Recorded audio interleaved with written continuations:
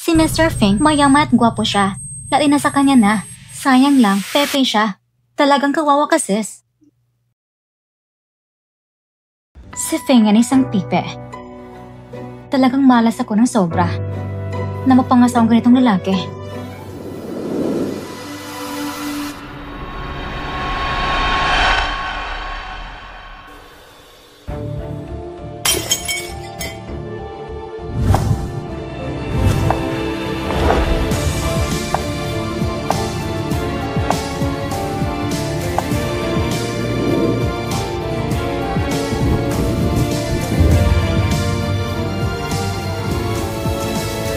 Ako lang tunay na gina ng pamilya, Feng. Mamamatay ka na. Ikaw talaga naninira sa kuya ko at pati kay Sisi. Hindi ka bagay na maging hipag ko.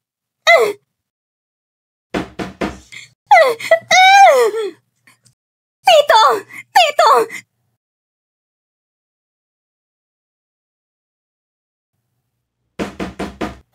Tito! Tito!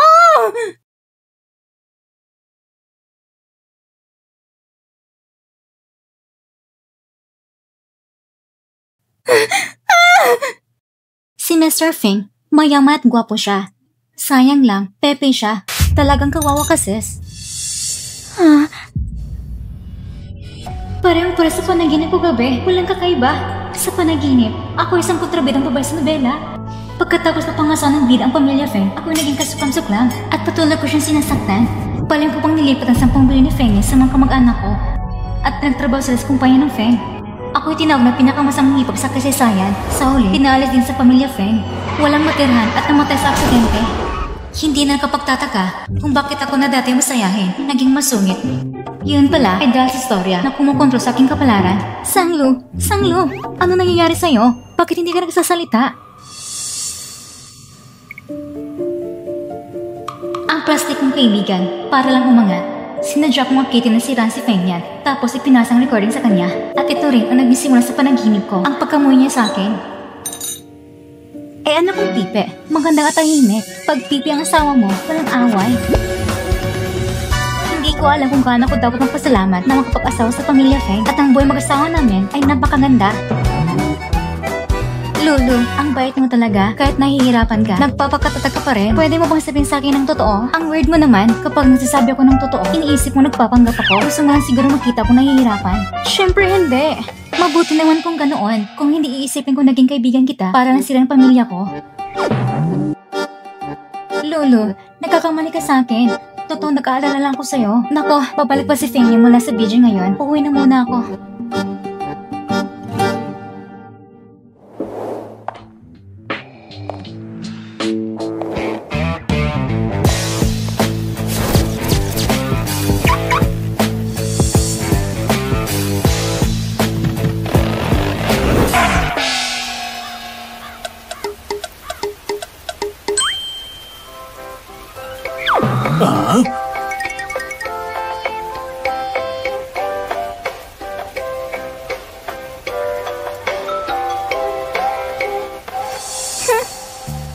Yumaman ng bigla, pero di pa rin malis ng dugyot. Bukod sa magandang mukha, ano to bang meron siya? Mas mataas pa ang pinag-aralan ko. Kung siya nakapasok sa mayamang pamilya, bakit ako hindi? Sa susunod, kailangang bailantad ko ang tunay mong ugali.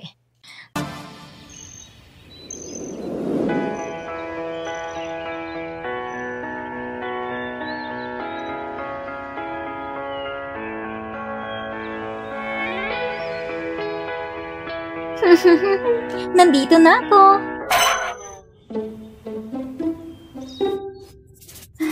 Nasabay ka na pala?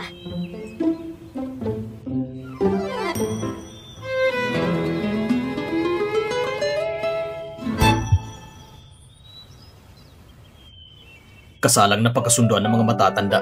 Walang halong damdamin. Para lang kami magkasama na hindi magkakakilala sa iisang bubong. Pinakamainam na tawag dyan ay partners lang. Basta hindi manghihimasok sa isa't isa. Ayos na yun.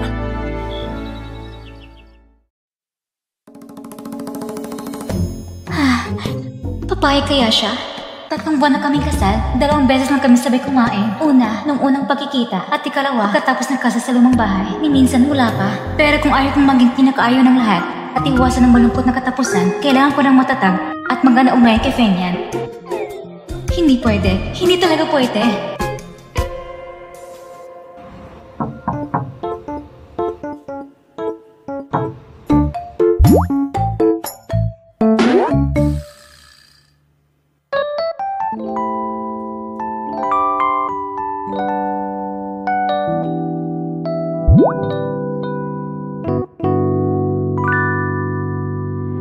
Sige. Pumayag siya. May pag-asa pang relasyon namin. Yes! Pupunta muna ako kay Zangbi para magsabi. Kapag handa na, tatawagin kita ha? Isang kainan lang naman. Ganito siya kasaya. Ano kayang plano niya? Ang galing ko ngayong araw.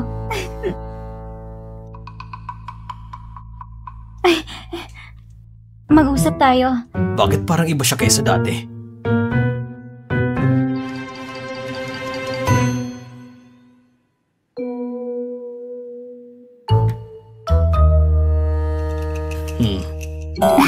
Anong klaseng sagot yan? Walang ekspresyon? Pasensya ka na. Ako kasi nagtanong yan. Medyo mababaw na tanong. Pero bukod dyan, wala ka na ba ibang masagot? Ganito na lang. Ako ang magtatanong. Piliin mo lang kung ano ang gusto mong sagutin. Isulat mo na lang. Pwede ba? Ang ganda talaga ng sulat mo. Nung bata pa ako, nag-aral din ako ng financial pero 1 buwan lang, tapos tumigil na ako. Dapat pala nagpatuloy ako noon. Ikaw ba? Pinag-aralan mo din yon? Oo, nag-practice din ako ng matagal. Kaya pala. Tama, yung nag-practice lang talaga. Ang kayang gumawa ng ganitong sulat kamay, hindi nga ako niloko ng guro ko sa elementarya. Gusto ko sanang itanong, sa 1 buwan, ilang araw ka ba nakakapag-stay dito sa Beijing? Hindi naman sa iniimbestigahan kita ha. Ako ay naiintriga lang talaga. Ang gwapo niya at ang ganda ng mga kamay niya. Kung hindi lang siya pipe, siguradong mas lalo siya magiging kanganga. Sa ngayon, walang biyahe. Huling tanong na lang. Madadal kasi talaga ako.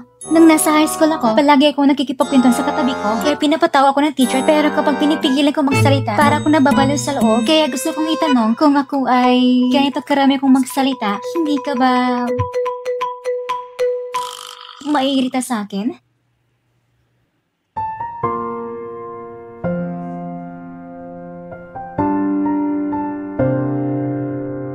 Ayos lang.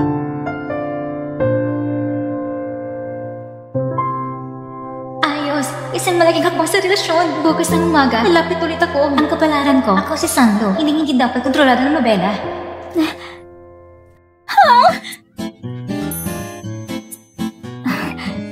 Magandang umaga.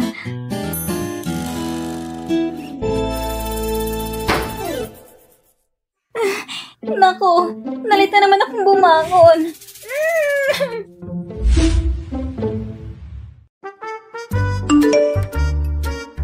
Ngayong gabi, gusto mo bang kumain ng sanggipsal? May nakita akong restaurant na magandang reviews. Gusto pa rin niya mag-imbestiga at sira ang relasyon namin ni Fenyan. Wala akong oras. May lakad na ako.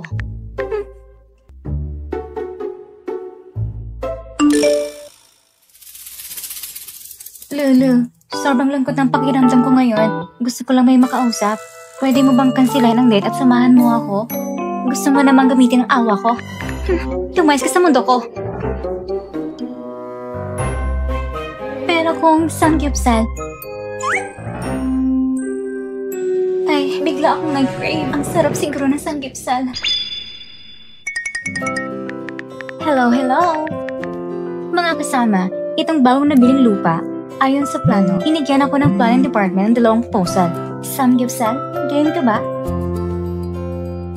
Mga kasama, itong bagong nabiling lupa, binigyan ako ng planning department ng 2 proposal. Isa para sa mga gusali, isa naman para sa community blocks. Sabi nila, ang 2 ito parehong makakapagbigyan ng maximum na kita. Anong oras ka uuwi? Sabay tayo mag-dinner. Libre ko. May alam kong magandang kainan ng sanggupsal. Naging sunod-sunod na ba masyadong messages ko? Baka mainit siya sa akin? Pero, Kahapon pa nga, sabi niya, ayos lang.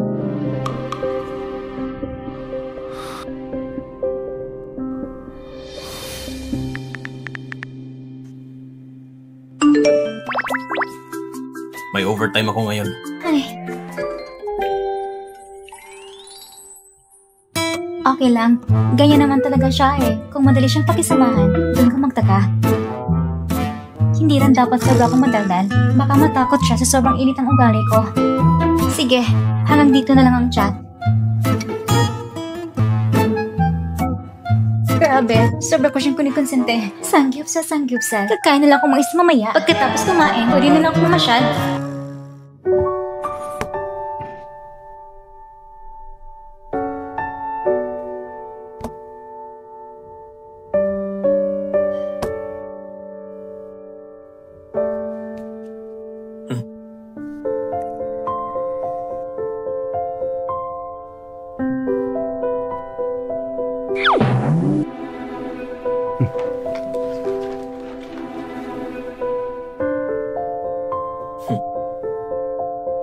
Bakit hindi siya nagre-reply?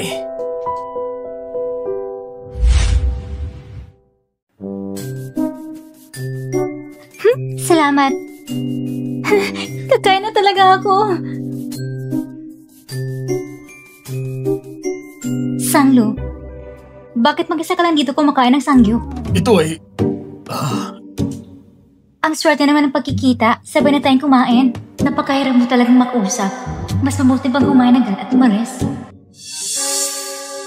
Sanglo, bakit ginagamit mo pa rin yung maliit na sling bag? Simula po ng college, gamit mo na hindi ba? Wala ka bang pambili ng bago? Hindi ka pa nakakapunta sa abroad, hindi ba? Magkakataon din yan. Dapat mas madalas kang lumabas para mas maraming matutunan. Parang hindi naman tayo close. Masarap tong karne Oo, ang fresh. Honey, kumain ka! Ay nako, hindi ko kaya kumain ng ganito karami. Honey, ihanda mo lang ko ng bowl. Tuntian mo lang. Kung wala kang boyfriend, walang maghahanda ng bowl para sa'yo. Walang nagpamahal. Sanglo, hindi ka na rin bata. O puro kain lang. Baka wala nang lalaking makagusto sa'yo.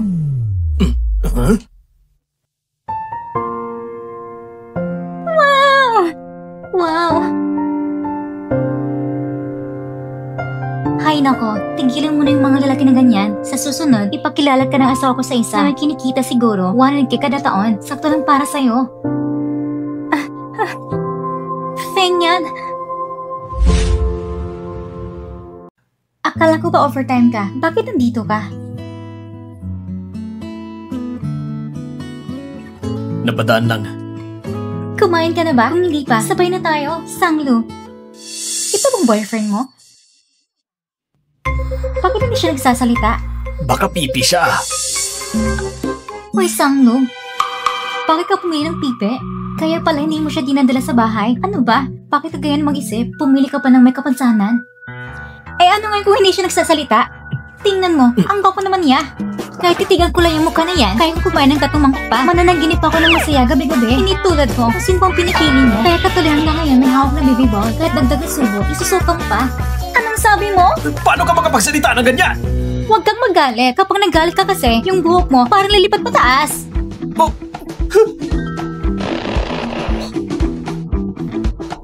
Honey, tingnan mo siya! Okay lang, baby. Isusok ko lang sa'yo. Ako na maglalagay. Sanglo, ikaw!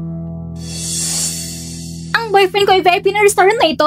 Papalayasin kita ngayon din! Manager! Kagalang-galang na VIP customer. Ano pong maitutulong namin? Palayasin niyo silang dalawa! Kami? Nagbabayad naman ako I-check ko muna. Pasensya na po, Ginoo. Ngayon, hindi na kayo VIP customer ng aming restaurant. Dahil istorbo kayo sa ibang kumakain, pakiusap, umalis na lang kayo ngayon. Ano? Bakit niyo kinansel ang pagiging VIP niya? Dahil sa palagay namin, hindi siya karapat-dapat maging VIP. Kung hindi pa kayo aalis, mapipilitan kaming palabasin kayo. Pakiusap.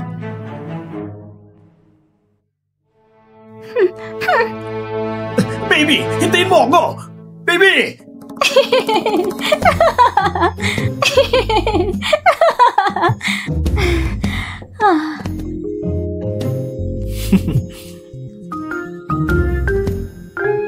Ikaw may gawa nito, hindi ba? Grabe, ang sarap ng kain ko ngayon. Wala namang dahilan para sumira ng gabi, hindi ba?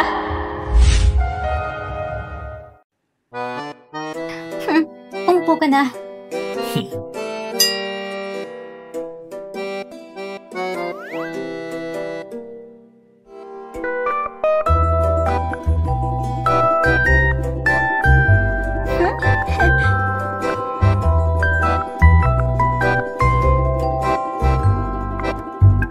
Luto na.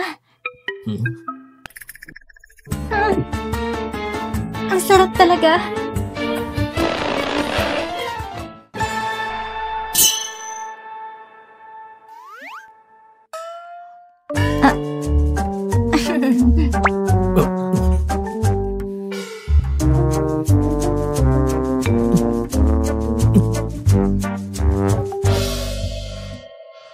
Ito ay Wagyu soft ribs.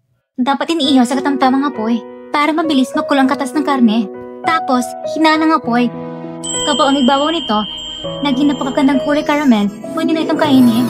Tandaan, pang malambot at makatas, sobrang nagkakasatisfy. Sige, tikman mo.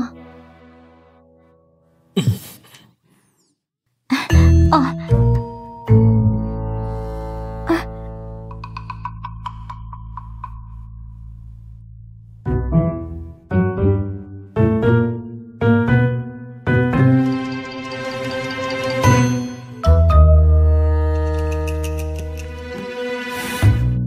Alam kong magugustuhan mo.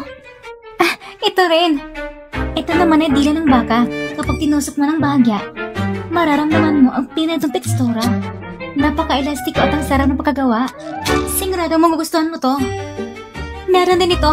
At ito. Masarap din ito. At ito pa.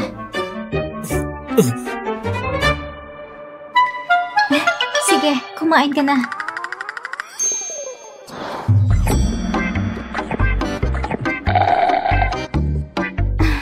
Tama na nga. Ang pagkain ito ang pinakamasayang bagay sa mundo. Para sa kanya, ganun lang ba kasimple ang kaligayahan? Busog ka na ba? Kung busog ka na, alis na tayo.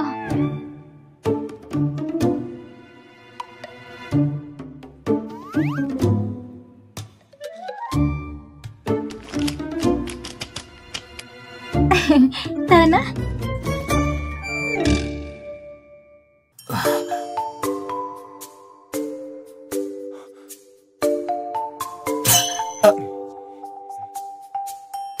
Siya ba talaga ang nagmaneho papunta dito para lang samahan ng asawa niya kumain? Napakabihirang pangyayari. Pwede na itong isulat sa kasaysayan. May alam ako isang buffet barbecue. Napakasarap. Sa susunod, dadalhin kita doon. Mahilig ka ba sa inihaw na isda? Masarap lang inihaw na isda. Meron pang chicken hot pot at ito sa malaking kawali. At saka... Sandali lang. Uminom ka muna ng malamig at matamis ng buko.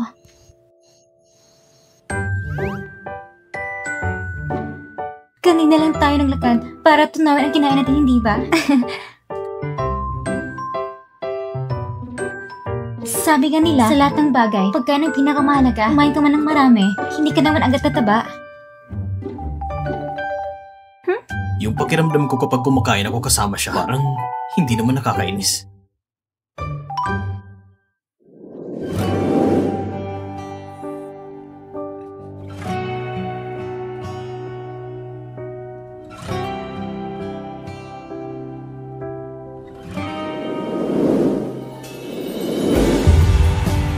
Ang tamis.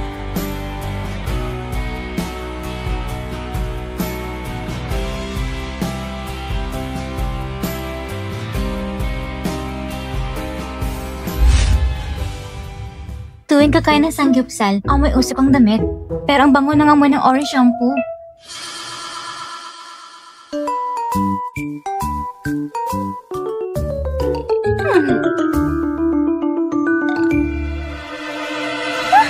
Bawal tumingin.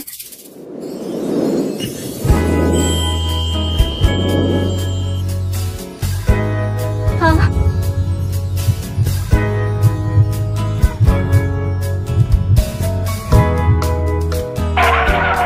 Wala ka namang nakita, hindi ba? Yung timbang ng babae. Sikreto lang yun.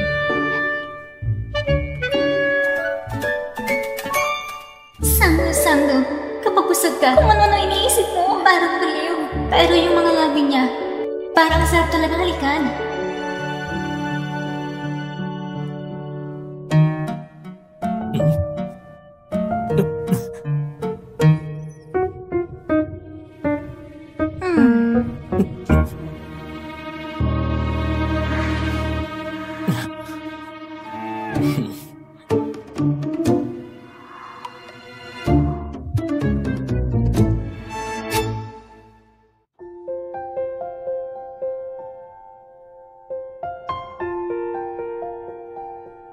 Pinakamahusay na acting ng taon.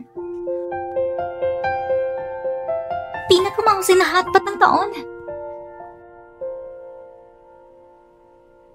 Grabe, ang gwapo ng asawa ko. Sa sobrang gwapo niya, parang tuloy-tuloy haway ko. Masyadong madaldal. Masyadong masigla. Parang agos ng malakas na ilog. Samantalang ako, ibang-iba ang mundo. Manatili na lang sa papel ng mag-asawa. Huwag na makialam sa isa't isa. Yun ang tamang distansya para sa amin.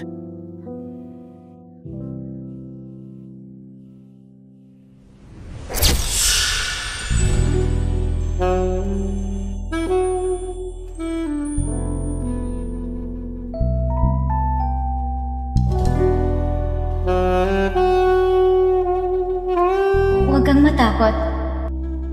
Mag-iingat ako.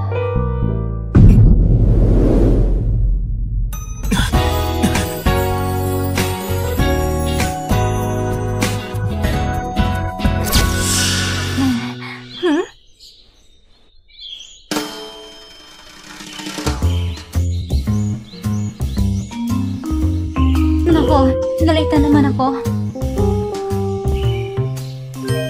Teka, 7:40 pa lang pala. Si Feng yan, lagi alas at siya umaalis. Baka, iniiwasan niya lang ako.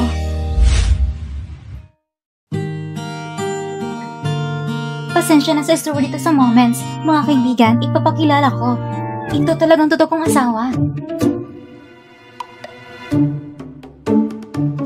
Mr. Feng, may mga dokumentong kailangan niyong pirmahan.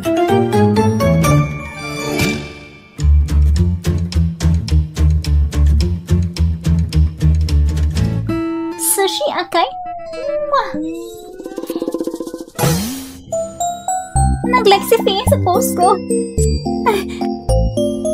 Sabi ko na nga ba, hindi siya iiwas sa akin. Nag-like siya sa post ko. Ibig sabihin, nagbibigay siya ng magandang senyales.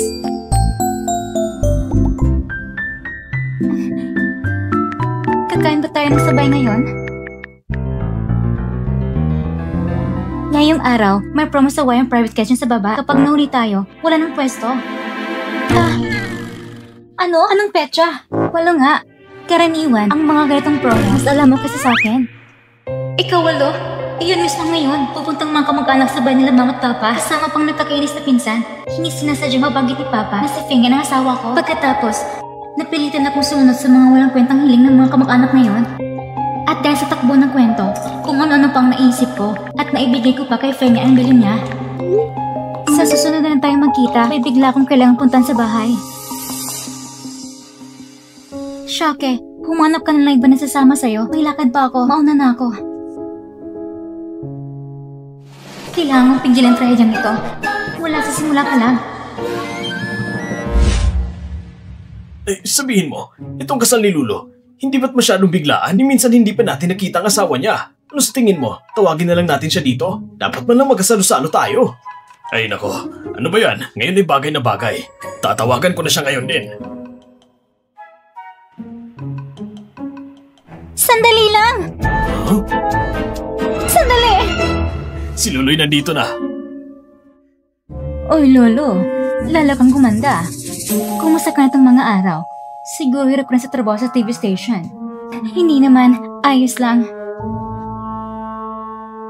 Lolo, bumaba ba ang sahod sa TV station? Narinig ko kasi maraming kumpanya ng bawas ng sahod. Siguradong hindi nakaligtas ang TV station ninyo. Hindi bumaba. Tumaas pa nga. Mas mataas pa kasi sa pension mo. Malaki ang itinaas. Sanglo, kanina lang, pinag-usapan ka namin ng papa mo. Ikaw naman, ikinasal ka ng palihim. Hindi mo man lang ipinakita ang asawa mo. Tingnan mo ang pinsan mong babae, yung boyfriend. Nung unang pumunta sa bahay namin, nagdala agad ng puro mamahaling gamit. Sigarilyo at alak na libo-libo ang halaga. Eh ang asawa mo, ano ang dala? Parang isang malit na yawan ang binigay. Oo nga, yung puting bench na nakaparada sa baba, sa tapat ng building ninyo, binili yun ng boyfriend ni Xiaoxiao para sa kanya. Dahil naaawa siya kay Xiaoxiao, kaya bumili pa ng sasakyan para sa pagpasok niya. Pati yung mga bag sa bahay, pati mga damit at sapatos, sobrang dami, hindi mauubos isuot. Ay, congrats naman sa inyo. Pwede nang ituring na bayad sa abala. Sanglo! Ingit ka lang kaya ganyan kang magsalita. Ay, hindi Hindi naman ganun kalakas ang sikmura ko para kayanan kahit anong marumi. Ikaw? Yung pipi nung araw, siya bang asawa mo? Talagang nakakahiya. Bakit ka makaasawa ng isang nagkapansanan? Sino nagsasabing nakakahiya si Feng yan? Sasabihin ko sa inyo, si Kang Lui kinasal sa Feng Group mismo. Ang asawa ko, taga-benta na lang haplas. Ang Feng Group, sa loob ng ilang taon, sa pamumuno ni Feng Yan, napakalakas na ng negosyo. Yan yung asawa ni Lulu.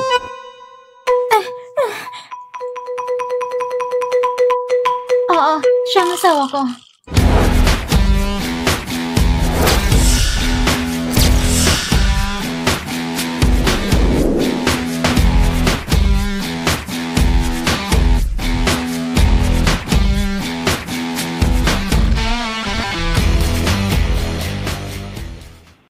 Dami kong asawa. Ngayon, siya ang asawa ko. Kapos si Shenshi. Nung isang araw, si Iron Man nagpapalit ako araw-araw. Trip ko lang ng bago. Lulu, ano mo yung pinagsasabi mo? Parang wala kang pakialam sa hiya. Hindi mo na rin iniisip ang edad mo. Puro ilusyon na lang. Punso, hindi ka pwede magpatuloy ng ganyan. Tingnan mo nga ang pamilya ninyo. Ano na nangyari sa inyo? Nag-asawa pa lang may kapansanan. Kung talagang wala na, pumunta ka na lang sa pabrika ng nobya ni Xiaoxiao. Mag-security guard ka. May 3,000-4,000 ka na rin naman.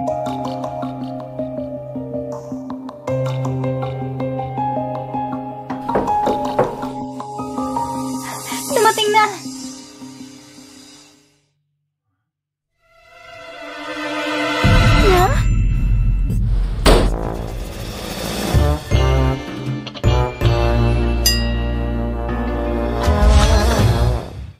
Bakit siya nandito?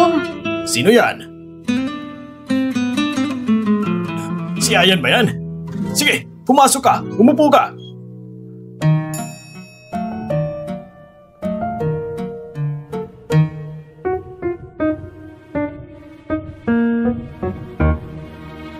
Ayan, nandito ka na. Bakit ang formal mo? Ang dami pa ng dala mo. Ayan, pumasok ka na. Umupo ka. Halika, halika. Umupo ka dito.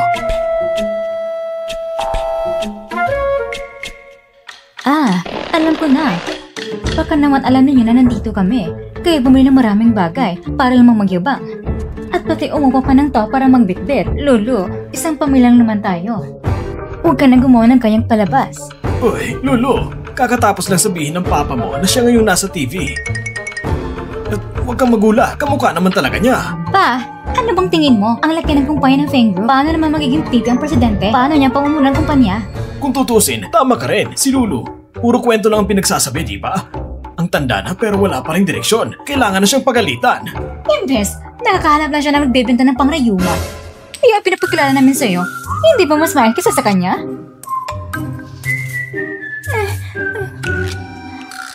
Oo nga. Lahat ng magagandang bagay na pupunta sa inyo. Para sa inyo lang. Kaya pinsan, kapag ikinasal ka na sa mga lalaking palakang baliw na yan at nagkalat ng malit na palaka, ako mismo magbibigay ng mental na pagkikiramay. Hoy, Sanglo! Ano may pinagsasabi mo? Ako na naman ang nagsasabi ng totoo. Hindi ba't ganyan din kayo? Sayang naman ang kabaitan namin sa'yo. Tapos na pangasawa mo, Pipe. Para nabasa na ng tubig utak mo. Tama na! Sara pa mismo ng manugang ko. Ganyan ang sinasabi ninyo. Sinasabi ko lang totoo. Eh, pamilya naman tayo. Kung lahat kayo hindi masaya, Umalis na lang kayo. Sige, alis. Totoo naman sinasabi ko. Wala kayong kagalang-galang. Umalis kayo! Para rin naman sa kabutihan ninyo. Ay nako, bakit niyo kami tinutulak? Alis na! Dahan-dahan kayo. Hindi na namin kayo ihahatid. Sige na, alis na!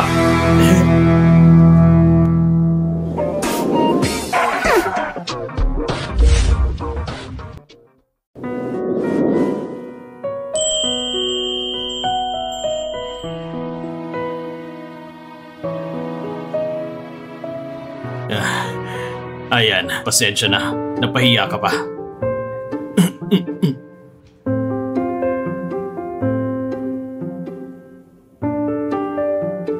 Ayos lang.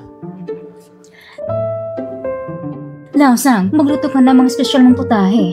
Sige. Shalo, ika na bala si bisita. Apa. Hindi ko sinasadyang sabihin na nagbebenta ka ng haplas. Nakikita mo naman, yung pinsan kong babae at tito ko. Lahat sila napakasuplado kung malalaman nila na ikang presidente ng Fame Group. Tsak na iisturbuhin ka nila, ayaw kong madamay ka pa. Yun palang kinakatakutan niya.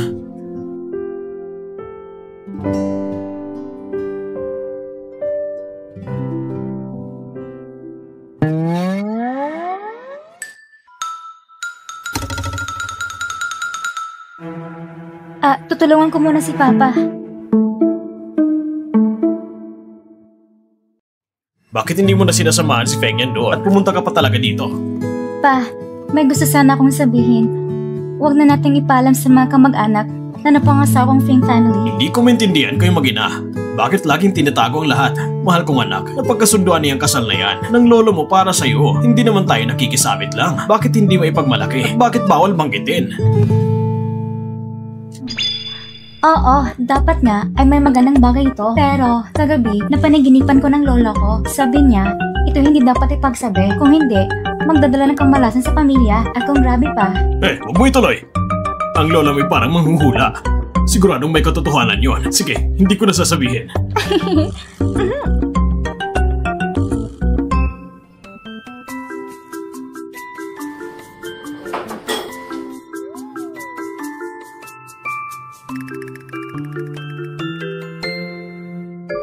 Pa, magprito ka pa ng isda. Dadalhin ko. Sige. Bakit? Hindi ba't magaling maglutong papa ko? Gustong gusto ko talaga itong pritong isda niya. Kaya dapat madalas kayong umuwi dito para kumain. Ay nako, bagay sana kung pabay kahit anong suotin. Sanglo? Ma, yun na sa kotse. Parang si Sanglo. Yung sasakyan na yun ay limitadong edisyon. Paano siyang kakasakay doon? Imposible naman. Si Sanglo nga lang ay may lumat sirang e-bike. Nagkamali ka lang. Hindi ako nagkamali. Malamang nagsawa na siya sa pipe at nagkalat ng mayamang lalaki. Nagpapanggap pa sa harap ko.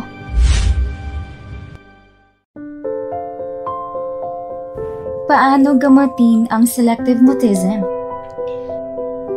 Sa mga espesyal na kaso ng mutism, kailangan ng tiyaga at paggabay ng pamilya upang matulungan ng pasyente na buksan ang kanyang damdamin at hindi na umiwas magsalita. Sakto naman. Magaling akong makipag-usap. May oras ka ba ngayon? Mag-usap tayo.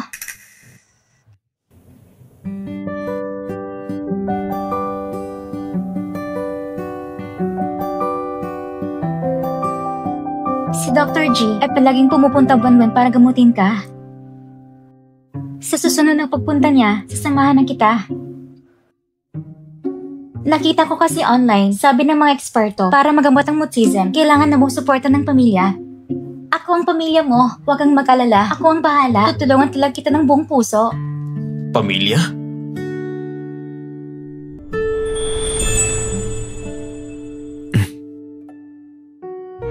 Promise.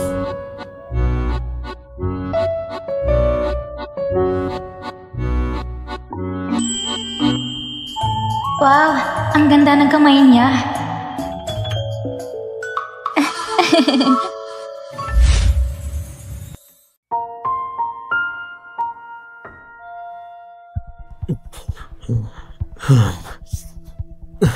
Asan ang gamot?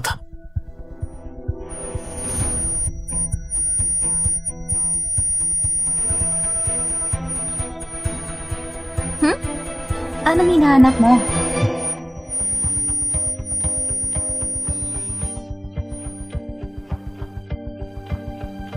Naghanap ako nilang karanasan mula sa mga pasyente ng mutismo, mga kwento ng pagaling. Kung may oras ka, basahin mo, baka makatulong. Sige, magtrabaho ka muna. Aalis na ako. Ewan ko ba kung bakit. Kapag nararamdaman kong presensya niya, nagiging komportable ako. Salamat. Yung malamig na lalaki yon, siya pang nauna. Tama nga, Lulu. May kabula ng pagsisikap mo. Wala nang pagitan sa atin. Kakakita ko lang na yung halaman sa opisina. Ang ganda ng tubo. Magaling pag-aalaga mo. Lumagpas sa sagutang mga salita ngayon. Inaantok na rin ako. Good night.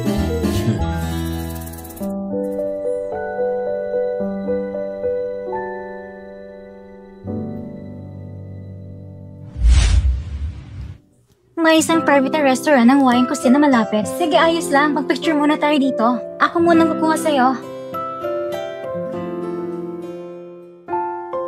Ate Lo, tingnan mo. Ang ganda ng modelong ito. Di ba sabi ko sa'yo, ireserba mo sa akin yung Black Warrior. Babayaran ko naman sa susunod na buwan. Bakit mo ibinenta sa iba? Ayusin mo, kumuha ka ng isa para sa akin. Ang gamit ko!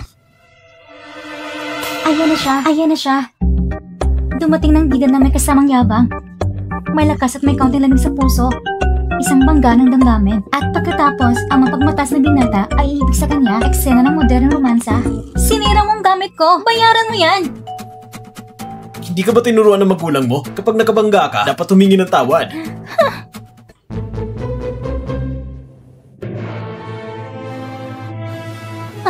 Huwag ka nang tumingin. Alis tayo. Hoy, bakit ka tumatakbo? Nakita na kita! Parang ikaw tinatawag ng gwapong yun. Hindi, nagkamali lang siya. Hipag, pwede ba kung makahiram ng pera? Ibabalik ko sa'yo mamaya. Tutulong ka ba o hindi? Kung tutulungan ko, baka masirang kwento. Kung hindi naman, mas lalo sa mga impresyon. Baka mas lalo ako mapahama. Wala akong pera. Walang pera? Asawa ka ng kuya ko, tapos sasabihin mong wala kang pera? Ang liit ng pinagmulan mo. Ang kuripot mo pa. Nakaka-deposit lahat ng pera ko. At yung kay Feng yan, hindi dapat galawin. Ganito na lang. Ibibigay ko sa relo, baka pwede mong isanla at nakakakuha ka pa ng kaunting pera. Nakakatawa ka naman. Itong sirang relo na to, hindi ka ba nahihiya? Ayan, ayaw mo naman pala. Mukhang tumulong ako. Pero wala talaga akong naitulong. Sige, ito ang relo. Gagawin kong panagot, mananatili ito sa akin. Kapag may sapat ka ng pera, saka mo tubusin. Kaya pala siyang bidang babae. Ang bilis niya mag-isip. Mag-add tayo sa WeChat. Na-add na agad. Kahit nag-iba ng konti ang kwento. Pare-pare ang direksyon. Nagkaroon sila ng ugnayan. Hindi ko pare mababagong takbo ng kwento.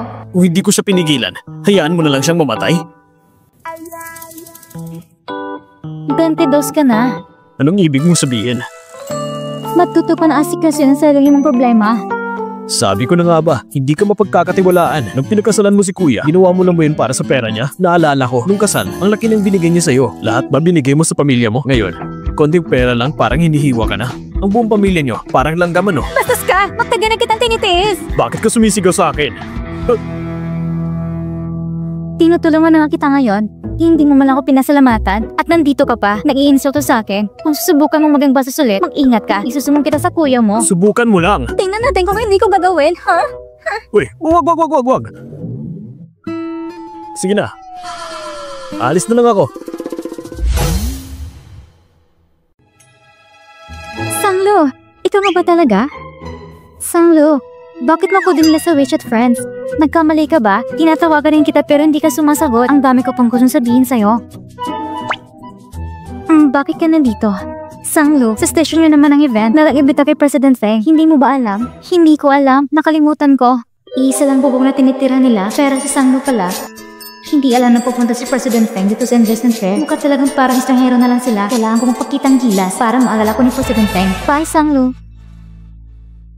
Magkakakilala kayo? Achoo! Grabe si Miss Kwan. Ang bango naman ng amoy. Hindi. Hindi kami magkakilala. Sino siya? Ha? Hindi ba siya si President Feng ng Feng Group? President Feng ng Feng Group. Nandito na rin siya. Ang laki pala ng event ngayon. Hindi ko akalain magbitahan pa siya.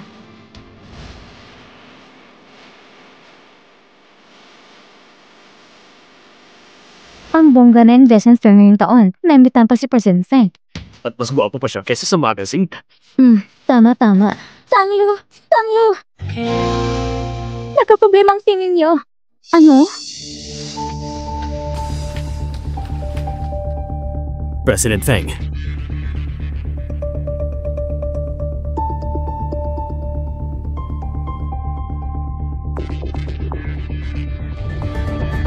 Parang hindi ko pa siya kailanman nakilala. Wala bang parang para ayusin? Problema ba ito ng file o ng kagamitan? Problema ng file. Kahit ang backup na USB, hindi rin gumagana. Lumalabas na sira ng file. Susubukan ko. Kaya mo ba? Kung hindi susubukan, paano malalaman?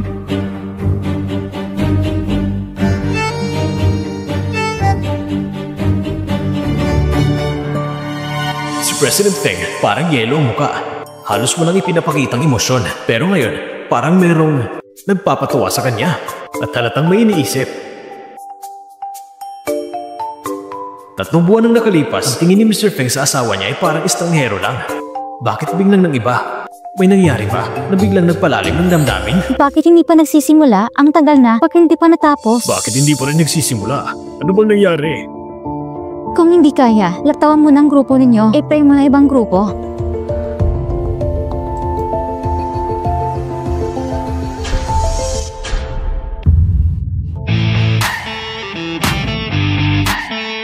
Naberto sila.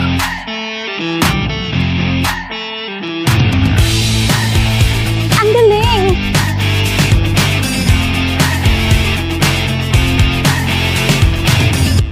Mr. Feng, ako si Guan Shishing mula sa Departamento ng Promosyon.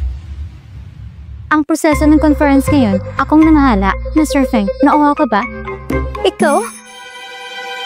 Bukas, pumunta ka sa Nangfeng branch. Bawal ka na magpakita sa headquarters. Kasi nanting ba siya pupunta? Paano ko makikita si Ginoong Feng? Di ba siya si Sanglo ng Group D? Kanino siyang sasakyan sumasakay? Malamang, isa sa mga investors na bigatin.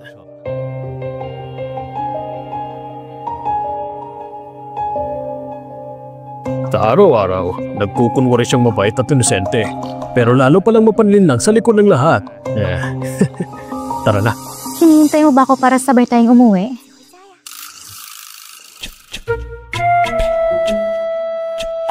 Sakto lang hindi pa ako nakalis. Sakto rin ngayon na hindi ko dala si Orange. Hindi ba ako sobrang swerte?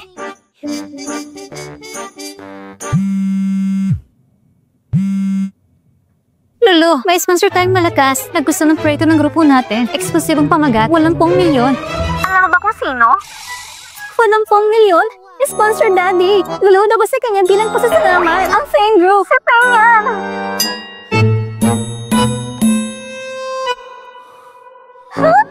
Huwag kang luluhod sa loob ng kotse. Delikado yan. Shoke. Bukas na tayo mag-usap ng mas detalyado. Bye-bye. President Feng, talagang kakaibang paningin mo. Tunay na kayo sa negosyo. May malayong pananaw. Matalas ang mata. Ikaw pinakamanining ng bituin. Sa mapa ng negosyo, sa isang galaw mo lang, nabago na buong industriya. Isang plano mo lang, nagiging tagumpay mo lang malayo. Yung iba, buong buhay, hindi maabot ang pangarap. Isang suping galaw lang. Isang pyesa sa laro, ang kakayahan mong lumasa ng merkado para may kakayahan kang mahula.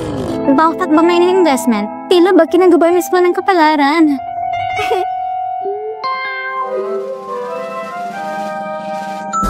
Kailangan kong lumikit sa'yo para mapasirin sa akin ang lahat ng swerte mo.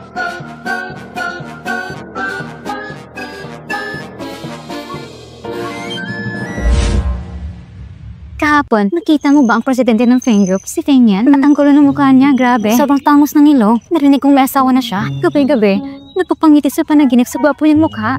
Sayang lang, pepe siya. Pero baka ngayong mga impit na ong mas nakakaakit. Shosan, ayos ka lang ba? Ayos lang ako. Magpatuloy lang kayo.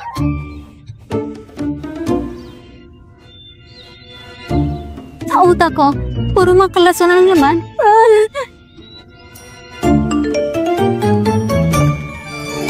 Si Dr. G, darating ngayong Sabado. Pero mas gusto ko pa rin na makapagsalita si Feng yan. Ate, nasa baba ako ng kumpanya mo. May sasabihin ako.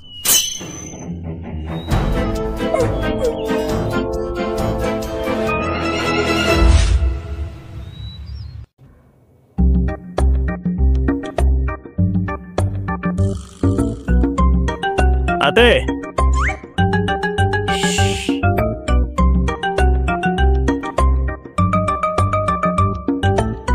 Tumahimik ka nga.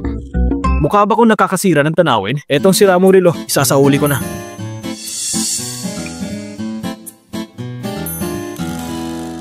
Ay, kung kapatid ko lang siya, bibigyan ko siya ng kumpletong pagkabata. Sa orihinal na kwento, si Feng Ye, nagmotor ng mabilis sa gabi ng ulan at nadaanan ng pagguho ng lupa, natamaan ng mga batong bumasok sa hika. Mula noon, ang buwan na ekspresyon niya, hindi na mula lumitaw. Tama ate. Pinilit ako ni Xiaoxi na dalhin nito sa'yo. Nadala ko na ang gamit. Alis na ako. Feng Ye, mag-ingat ka sa pagmumotor. Kapag umuulan, huwag ka na sana magmotor. Lagi nga sinasabi ng kuya mo sa akin na nag-aalala siya para sa delikadong motor. Alam ba ng kuya na dahil sa pagbili ko ng motor, lumampas ako sa allowance ko? Ikaw ba nagsabi sa kanya? Sige na, umalis ka na. Huwag mong sira ng oras ko sa pagtulog. Bye-bye. Salamat kay kuya. Salamat din sa iyo ate.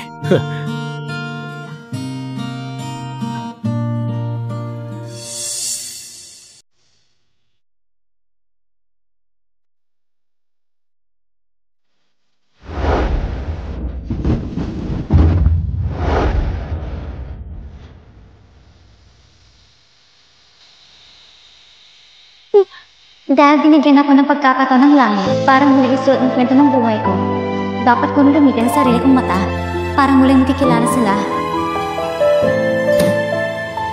Ang mamahaling sasakyan ng sinakyan ni Sanglo, ang may-ari ay apelyidong Feng. Malamang si Feng Ye yun. Kaya pala nagtagpo sila sa ganitong libib na lugar. Si Sanglo, siguradong kabit ni Feng Ye. Sanglo, ipapahiya kita hanggang mawalan ka ng dangal.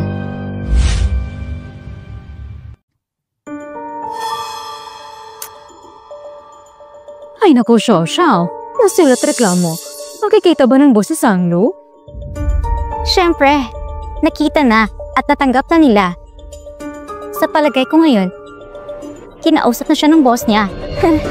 Ganito kasing kumpanya, pinakatakot sa skandalo.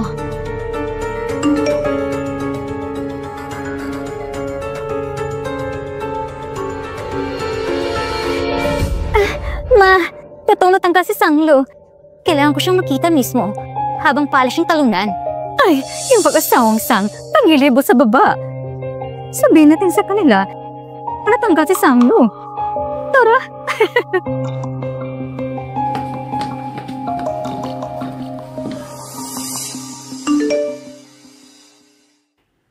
Mas mataas pang tambak ng fast kesa sa hairline ko.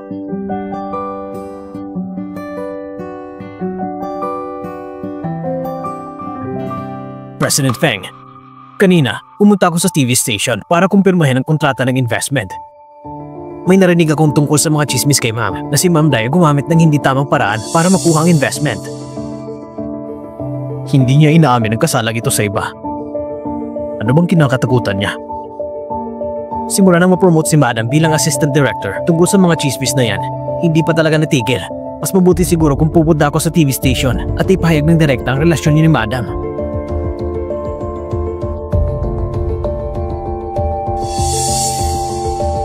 Pupuntahan kita sa TV station, sabay tayong uuwi sa lumang bahay para kumain. Ipapaalam ko sa lahat ang relasyon ko kay Sanglo para matapos na ang chismis na yan. Itong babae, kakasandat sa mayaman. Ay nako, umaasa lang sa lalaki.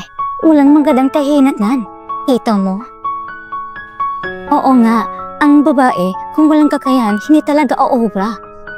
Huwag natin siyang tularan. Tama ka.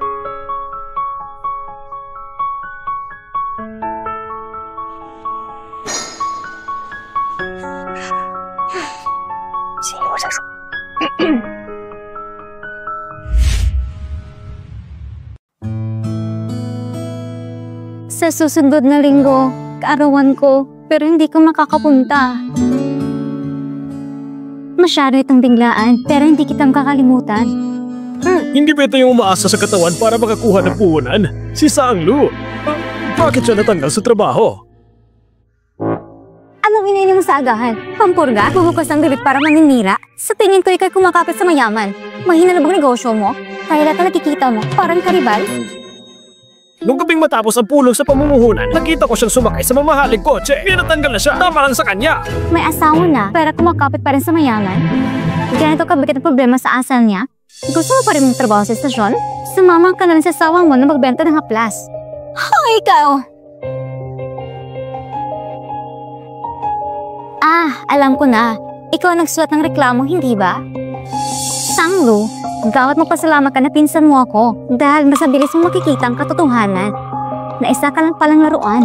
Kung hindi, sa laki ng issue ng pagkakatanggal mo, bakit hindi ka niya tinutulungan? Asawa ko siya. Nangangarap ko pa rin sa araw, ginawa mong anak ng pamilya Feng ang isang inutil at pipi. Kung siya ang asawa mo, lulod ako rito at yuyo ko para humingi ng tawad sa'yo.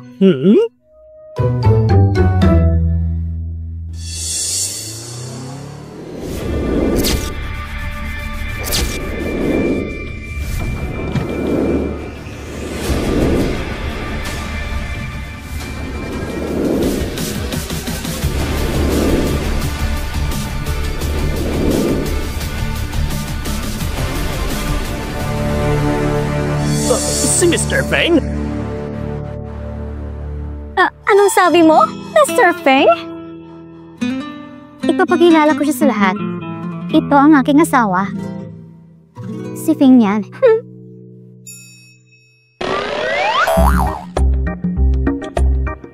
Asawa mo? Hindi magpipila siya na nagbebenta ng haplas. Paano siya magiging si Feng yan?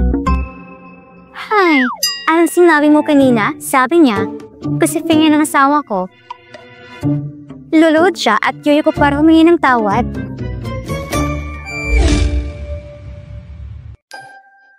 Ay, bera lang namin magpinsan yun. Ba't ka naman masyadong seryoso? Hindi seryoso.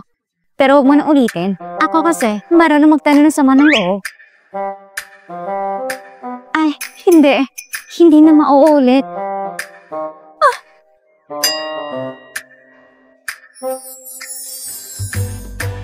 Syake, sa susunod, ako na naman tayo sa kainan. Paalam! Wow! Ang bagay nilang dalawa. Parang perfectong mag-asawa. Nako, namamanit ang binti ko.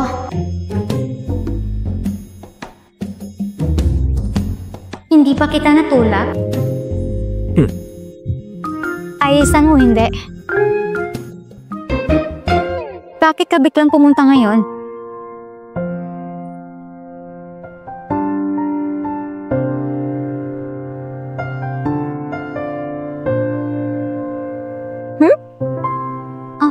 Ay nako, pasensya na. Sobrang busy ko kasi ngayon. Hindi ko na nabasa ang mga mensaheng mo. Hindi mo naman kailangan sumundo pa. Kaya ko mag-taxi mag-isa. Bilang asawa mo, tungkulin ko ipagtanggol ang pangalan mo.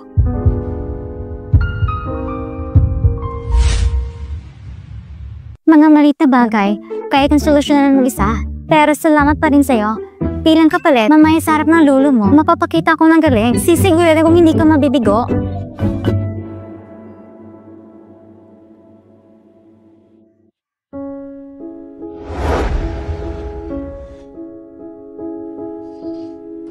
Ano nga mo ito? Pwede bang kainin ng tao yan? Isa ka lang naman ang kasamba na binabayaran ko.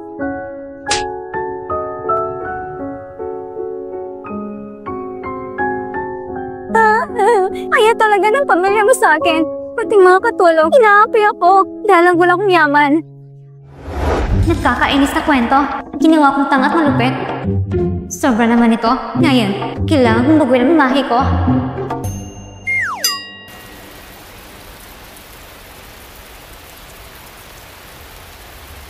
Para maniwala si Lolo na maayos na pagsasama natin, pagpasok natin mamaya, magpakita tayo ng pagiging malapit. Ganito.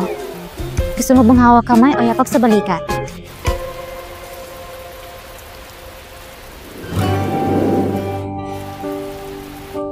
Sa tingin ko, mas mabuti kong sa braso na lang.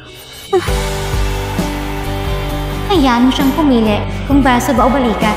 Pero gusto niya sa baywang ang likas na rebelde.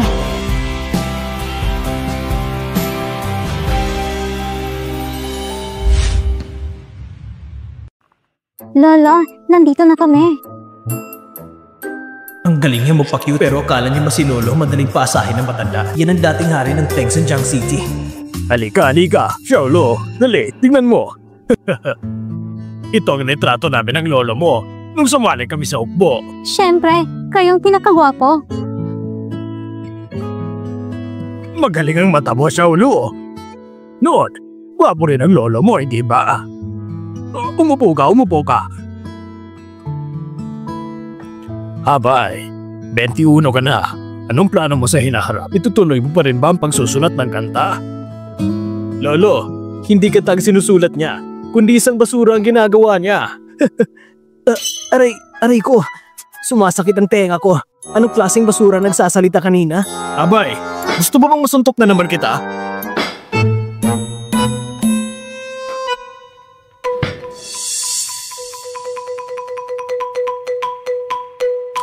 Ang lakas ng presyon ng dugo-dugo. Kung ganito sila katakot kay Fenian, bakit sa dulo ng kwento, nagkaroon sila ng alitan? Hindi ba sila kayang disiplina ni Fenian? O baka naman, sa mga sumusunod na pangyayari, wala na si Fenian? O baka naman, sa mga sumusunod na pangyayari, wala na si Fenian? Baka sa sobrang abala niya sa trabaho, kaya wala ng oras para disiplinahin ang kapatid. Ang rap ay paraan para sa pagbuhos ng damdamin at kritisismo sa lipunan. Mas mabuti pang batikusin mo muna ang sarili mo. Abay, narinig ko ang bago mong album. Grabe, sobrang sablay. Wasak. Hindi, mali. Ano ngayong dapat sabihin ko? Astig. Oo, tama. Isang malaking sablay. Lolo, ikaw naman, tulungan niyo ako. Challenge ba ito ng taong ewan? Ako ang multong itinapon ng mundo. Kahit sa libingan sumasayaw, hindi napapagod. Ako ang nangungula sa baryo, gumagawa ng chismis na walang tigil. Ako ang asong lobo na umaayon sa ating gabi, tumawal sa buwan ng parang baliw. Kung sumikat pa tong kanta na to, handa ako sa speaky board tumambling habang nahuhugas ng buhok. Medyo astig ba? Punta lang ako sa banyo. Kuya, si ate, inaasar niya ako. Buong gabi ako napakitang gilas, pero palpak pa rin. Ilang pagsubok ko bang kailangan para maging ganito siya kakalma at mahinhin? Hello, Mama? Lulu, kumusta ka nitong mga araw? Hindi ka pa inapin ni Fenian? Hindi po. Mabait siya sa akin. Kagagala na namin sa lumang bahay para kumain. Mabuti naman.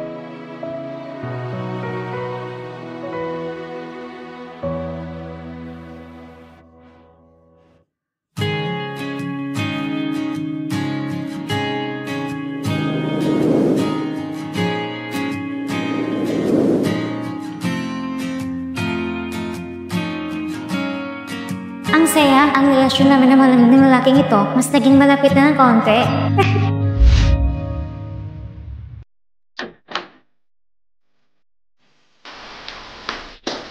Bigla ako inatasan ng stasyon. Kailangan kong umalis ngayon.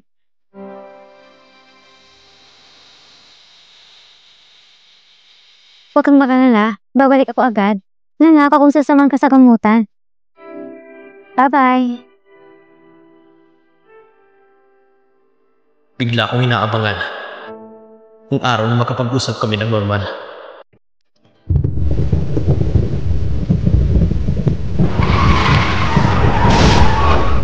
Nasunog ang sasakyan! Hindi na tayo makakalabas! Tulog. Alam ko na may gradual exposure therapy kung saan nilalagay ang pasyente sa mga imay kinatatakutan nila. Parang hinihiwang sugat at inaalis ang bulok na laman.